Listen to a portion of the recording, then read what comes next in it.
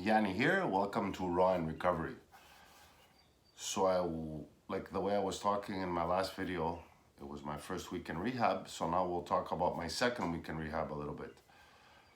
This was the second week of November 2016. So now I'm settled in. I'm living with 15 other people. I have a roommate in my room.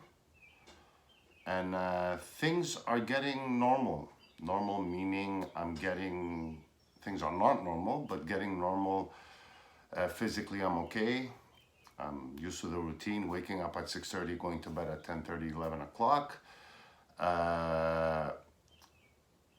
So now I get assigned my first workbook.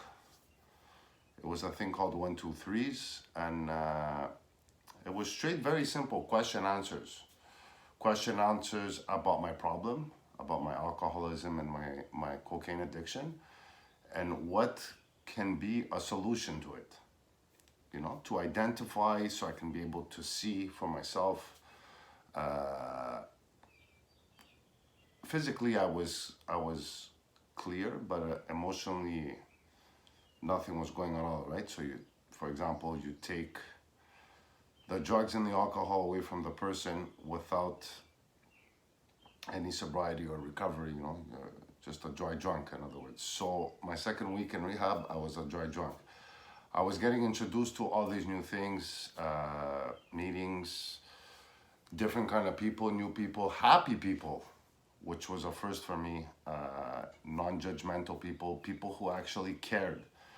But it's funny because I thought that all these people wanted something from me, Because in my life, I've never in the past helped anybody without expecting anything in return. And nobody has ever really helped me with expecting anything in return, right? Today I call that selfishness. But we'll talk about that later on. So I had to sit there now. I hadn't read in years. I remember I had reading glasses. I put on my reading glasses and I started the exercises. And through these exercises, I got to see a little bit myself. I got to see my patterns. I got to see all the excuses I used, right? Whether they were good or bad. Like example, if I had a good week or if I was happy, I would drink and use. If I had a bad week or a bad day, we'll go to a good day, bad day. We'll go back to a good day, bad day. If I had a good day, bad day, I would use. So every excuse that I can do for myself to use, I would use, was the story of my life. I know a lot of you understand out there. And those who are experiencing right now are going through what I went through. I'm just here to let you know that there is a way out, right? It's simple but not easy.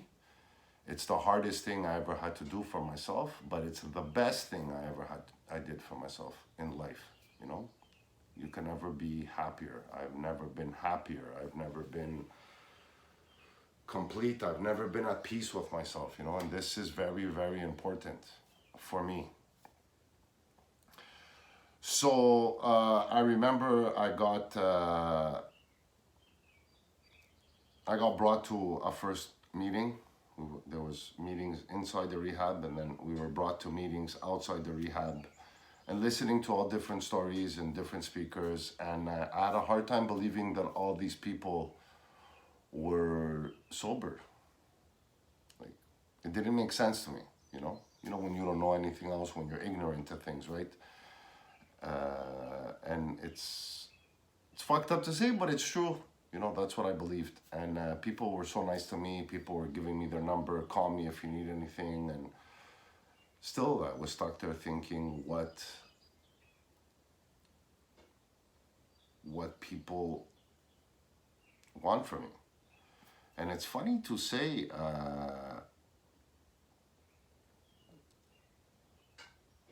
I walked into my first meeting, I listened to whatever I had to hear, and like I said, this is my story, my experience, right? And I remember, obviously, on the show, this big ego of mine, I remember expecting everybody coming to applaud me because I got a milestone, a beginner's chip, which we call, I was supposed to get, but it's funny, at that meeting that night they had run out. And it's fucked up because it hurt me. It really hurt me that nobody paid attention to me, you know, because I was so special, supposedly, you know, I'm the special guy, you know, because I'm better than everybody else, or I thought I was better than everybody else, right? And from there, we went back to the rehab, and I told myself, you know what, do I really fucking need this shit? It was exactly my 9th day. Do I really need this shit, you know? This is all bullshit, it's not true, you know, they're all what they're preaching. Me, I'm gonna get the fuck out of here. So I remember a fellow girl, actually from Maine, that today is a very, very dear friend, and I love her very, very much. I'm not gonna say names, she knows who she is. She walked up to me and she gave me her chip. And I just broke down in tears, man. I just started crying. Because that chip meant the world to me, and it still means the world to me, you know? Brings back so many nice memories, so many hard memories, so many overcoming memories, so much courageous memories, right? And I remember we would do a gratitude circle, 15 people, what are we grateful for? And it was the first time in my life I actually expressed my feelings, and my feelings went something like this. I don't believe everything you people have to offer here, and I think this is all bullshit, but this one human being from Maine, you know, the States, I know for 7 days, shared her heart with me, gave me something very valuable, and it changed my perception of things. It changed my mindset right there and then, you know. Something changed, you know, things started changing inside of me, you know. And I was one of the lucky ones, is because I had no resistance to learning. I went in there with an open mind, like I've said before. And anyways, so I continued these 1, 2, 3s, all this stuff. Going into rehab, I disliked my brother, I disliked my mom, you know, I had a problem with my mom, my brother. Oh my God, my friends are gonna forget about me. I had a very big abandonment issues, and I'm gonna get to that in a few weeks later on in my story in rehab. Because this week here I was really stuck with undone character defects, right? It was hard to ask for fruit. It was hard not to eat whenever I wanted. It was hard not to watch television whenever I wanted, right? And today I'm happy that all this stuff happened to me, because it taught me discipline. It taught me discipline. I noticed that going to the gym, even if it was little by little, right? The treadmill from 2 minutes to 3 minutes, from 3 minutes to 4 minutes. Doing weights, 5 pounds, 10 pounds, you know, even 3 pounds, 2.5 pounds some days. Just getting it going. The end result was nice. I started to get a little bit more energetic. I started taking a shower every day. It was funny because we had 5 minutes, like the army, you know, 5 minutes to take a shower. But, you know, I was washing every day. There was a point towards the end of my addiction that I wasn't washing every day, right? I would just put cologne, deodorant, and that was it, and go on with my day, right? And I was there, and the second week was the first time I made a phone call, and I called my mom first, just to let her know that I was okay. Every night I was allowed to call or my mom or my cousin Yanni. And the reason why I break the anonymity to my cousin Yanni is because if it wasn't for him, I don't think I would be here today.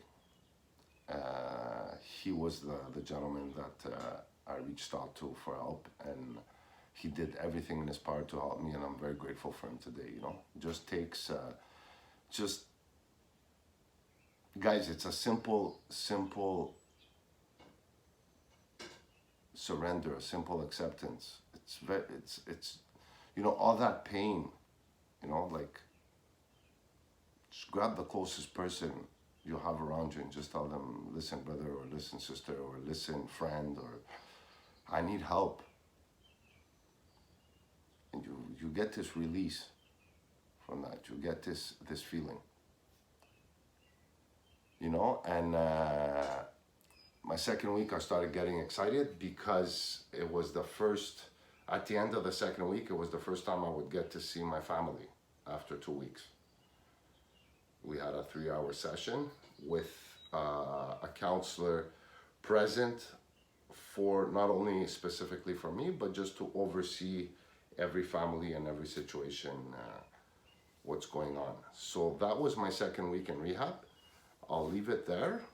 Thank you very much for watching, and I'll be back very soon. Thank you.